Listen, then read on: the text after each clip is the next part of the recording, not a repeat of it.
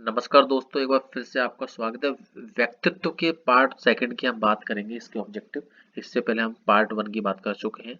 व्यक्तित्व में लिखा हुआ व्यक्तित्व के प्रारूप सिद्धांतों की सबसे पृथककारी विशिष्ट क्या है। शरीर विन्यास तथा स्वभाव में संबंध की बात कर रहा है इसमें।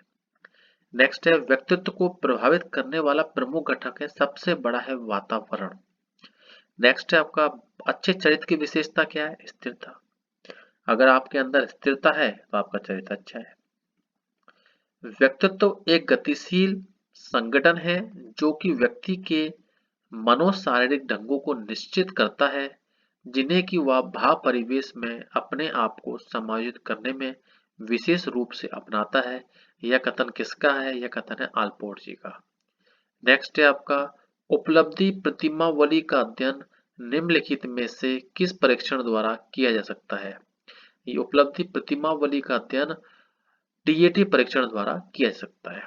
नेक्स्ट है आपका अधोलिखित किस परीक्षण में सामाजिक बुद्धि एक व्यक्तित्व आयाम है। तो सामाजिक बुद्धि है सीपीआई। नेक्स्ट है आपका सीपीआई क्या है? सीपीआई एक ऐसा परीक्षण है जो सामाजिक बुद्धि को भी व्यक्तित्व का आयाम मानता है। ठीक है। नेक्स्ट है आपका बेमेल पद को अंकित कीजिए। यह बेमेल है WAIS। क्या है? देखिए MM PI 16 PF और Q60 सभी व्यक्तिगत व्यक्तित्व का मापन करते हैं, लेकिन WAIS बुद्धि का मापन करता है। ये आप ध्यान रखें। नेक्स्ट है अनुक्रिया शैली के प्रभाव को नियंत्रण करने हेतु व्यक्तित्व मापन में निम्नलिखित प्रविधियों में से किसका प्रयोग किया जाता है। तो इसका प्रयोग किया जाता है मुक्त अनुक्रिया प्रविधि का प्रयोग किया जाता है। नेक्स्ट है आपका आत्म केंद्रित व्यक्ति का व्यक्तित्व होता है कैसा? अंतर्मुखी होता है। नेक्स्ट है आपका अहम को कहते क्या है? ईगो कहा जाता है अहम को। नेक्स्ट है फ्राइड ने सबसे अधिक बल किस मूल प्रवृत्ति पर दिया है। तो फ्राइड ने सबसे अधिक बल दिया है काम प्रवृत्ति पर। ध्यान रखें किस पर दिया है? काम प्रवृत्ति पर। नेक्स्ट है आपका वर्तमान में सर्वोत्तम माना जाने वाला व्यक्तित्व का वर्गीकरण किसकी देन है। तो वर्तमान में सर्वोत्तम माना जाने वाला व्यक्तित्व का वर्गीकरण है जुंग का। नेक्स्ट है टीएटी परीक्षा का निर्माण किसने किया। तो टीएटी किया है मॉर्गन व मुर्रे ने। नेक्स्ट है आपका जुंग ने व्यक्तित्व का सिद्धांत दिया विश्लेषणात्मक सिद्धांत में। नेक्स्ट है आपका वांछित व्यक्तित्व होता है संवेगीय संवेगीय स्थिरता द्वारा। नेक्स्ट है यह करो या ना करो कौन कहता है? यह करो ना क्या कहता है? परम अहम कहता है।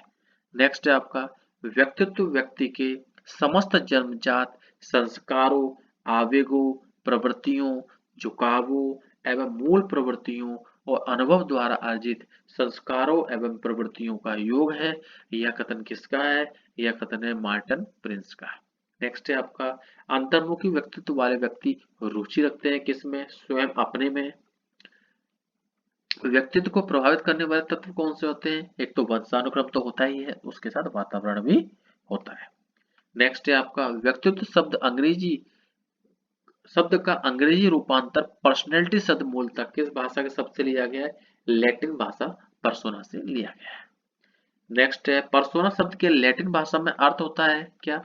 भारी रूप रंग व नकली चेहरा। ये रहना क्या? नेक्स्ट है संगठित व्यक्तित्व कहते हैं जिसमें रेखांकित निम्नांकित पक्षों का विकास हो, उसे बोला जाता है उपरोक्त पक्ष, यानी कि सामाजिक भी होता है। संगठित व्यक्ति में सामाजिक, मानसिक और संवेगात्मक सभी होता है। संगठित व्यक्तित्व की विशेषता नहीं है, क्या नहीं है? असामाजिकता नहीं है, यानी कि संगठित व्यक्ति में असामाजिकता बिल्कुल भी नहीं आएगी। नेक्स्ट है व्यक्तित्व को समझने के लिए व्यक्तित्व के शील गुणों का अध्ययन किन मनोवैज्ञानिकों ने किया? तो आलपोर्ट तथा कैटिल ने किया। नेक्स्ट है आपका कैटिल ने व्यक्तित्व के प्राथमिक शील गुण बताए गए हैं 12। कैटिल ने 12 बताए। नेक्स्ट है आपका सुविधा की दृष्टि से आगे चलकर मनोवैज्ञानिक ने इन शील गुणों को कितने भागों में विभाजित किया है? इन शील गुणों को विभाजित किया है 4 में। नेक्स्ट है आपका सूची 1 की कारक संख्याओं की को सूची 2 में दिए गए निर्माताओं में निर्माताओं से सुमेलित कीजिए तथा सूचियों के नीचे दिए गए कूटों से सही उत्तर दीजिए। 8 कारक, 3 कारक, तो इसमें बात करें सबसे पहले 8 कारक जो है, इस 8 कारक में बात करिए गिलफोर्ड ने बात करी है 8 कारक पे। याद कर लीजिए, जो 8 कारक बात करी है किसने बात करी है? गिलफोर्ड ने बात करी है। 3 कारक जो बात करी है वो आइज आइजनेक ने की है। 16 कारक की बात करी है वो कैटल ने की है। और लास्ट आपका 5 द्रव कारक की बात करी है वो नालर आदि जी ने की है। नेक्स्ट है आपका, जिस व्यक्ति का शरीर गठन रेखीय तथा नुकीलापन के लिए हुए हों और उसके अभिलक्षक व्यवहार में एकांत प्रियता, शांति प्रियता तथा एकाकीपन का आभास मिले, उसका स्वभाव सेल्डन के अनुसार किस प्रकार का होगा? प्रमस्तिष्क प्रधान के आधार पर होगा। नेक्स्ट है आपका, व्यक्तित्व व्यक्ति में उन मनोदैहिक व्यवस्थाओं का गत्यात्मक संगठन है जो वातावरण के साथ उसके अपूर्व समायोजन को निर्धारित करता है। व्यक्तित्व की यह परिभाषा किसने दी है? ये G.W. अल्पोर्ट ने दी है। नेक्स्ट है आपका, मानसिक शील गुण के पक्ष में है, क्या है? उपरोक्त सभी। मानसिक शील गुण मतलब ज्ञानात्मक बुद्धि, अनुभूति, स्वभाव और इच्छाएं चाहिए।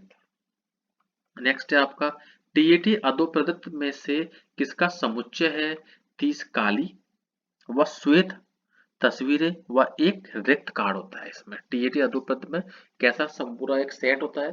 30 तो काली सफेद होती हैं तस्वीरें और एक खाली कार्ड होता है। नेक्स्ट है आपका, परा एवं व्यक्तित्व के निम्नलिखित में से किस एक पक्ष का प्रतिनिधित्व करता है? तो वो करता है नैतिकता का। नेक्स्ट है आपका, युंग के प्रजाति अचेतन का आधार था पुरातन अचेतन को युंग के प्रजाति अचेतन कहा जाता है। नेक्स्ट है, एकांत में विश्वास रखने वाला व्यक्ति कहलाता है अंतर्मुखी।